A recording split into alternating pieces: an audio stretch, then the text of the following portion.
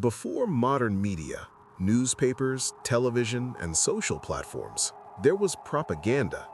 Not printed, not broadcast, but spoken, carved, sung, and worshipped. Every ancient empire fought wars.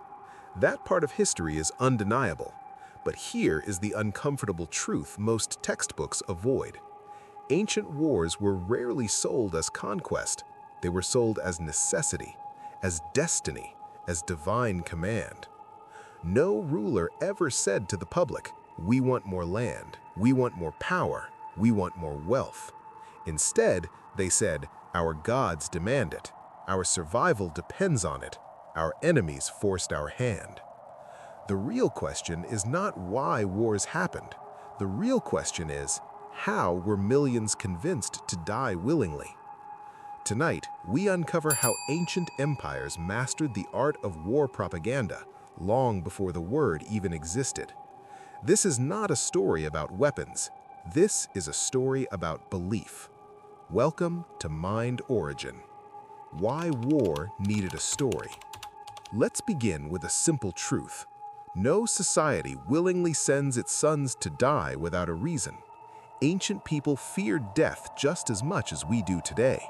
They loved their families. They dreamed of peaceful lives. They wanted to survive. So rulers faced a serious problem. Armies do not form naturally. Violence does not sell itself. A farmer does not wake up one morning wanting to die for a king he has never met. So war needed something powerful.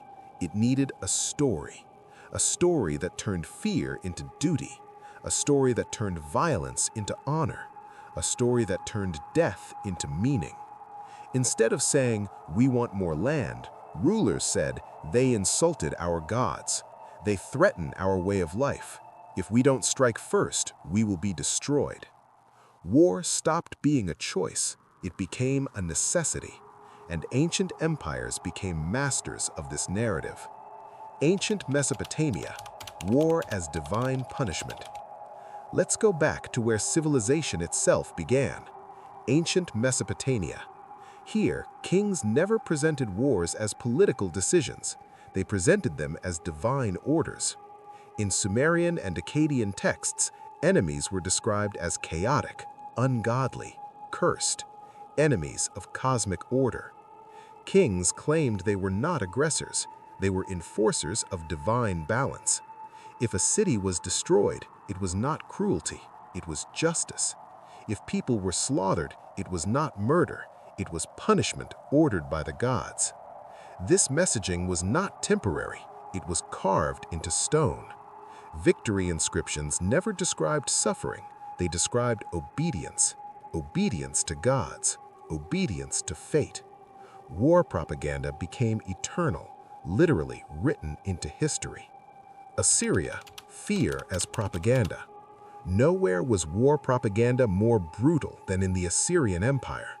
Assyrian kings did not hide violence, they advertised it. Stone reliefs show beheadings, impalements, burned cities, enslaved populations. At first glance, it looks shocking, but this was intentional. Fear was the message. The Assyrians wanted the world to know, this is what happens when you resist. But even here, violence was never framed as cruelty. Assyrian kings claimed enemies broke sacred treaties. The gods demanded punishment. Mercy was weakness. Violence was moral duty. Fear became a weapon. Submission became survival. And terror became propaganda.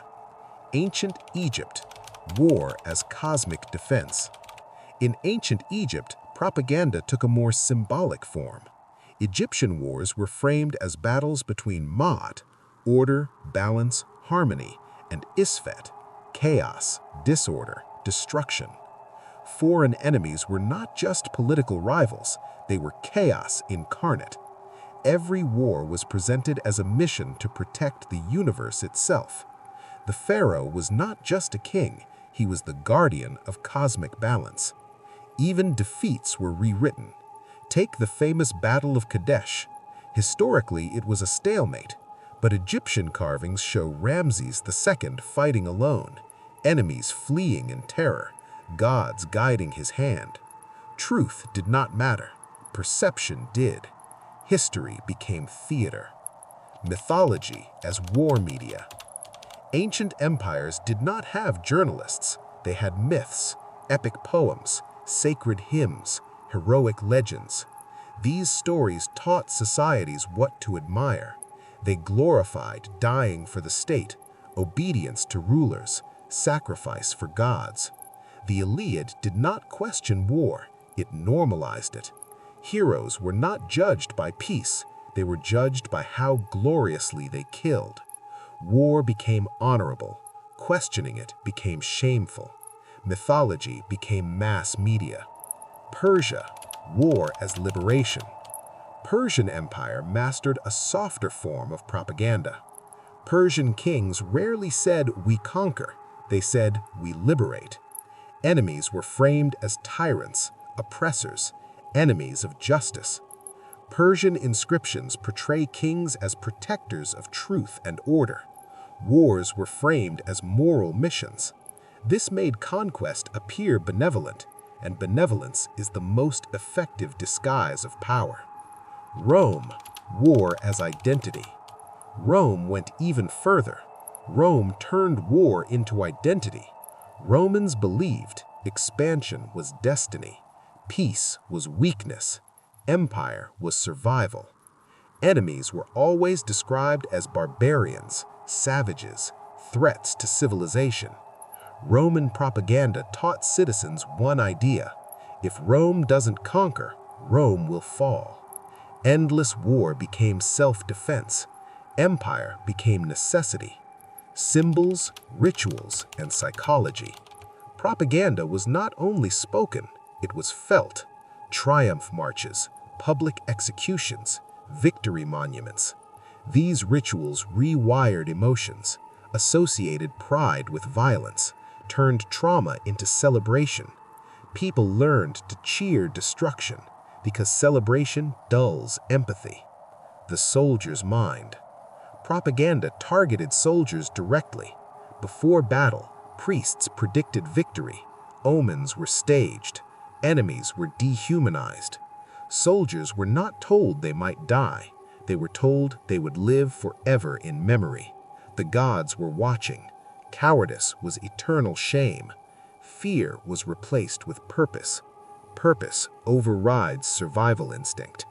When propaganda failed, sometimes propaganda cracked. Wars dragged on. Losses mounted. Faith weakened. When this happened, rulers blamed disloyalty, sin, moral decay. Never leadership, never strategy, never lies. Because admitting deception destroys authority. Conclusion: the pattern never died. War propaganda did not end in ancient times. It evolved.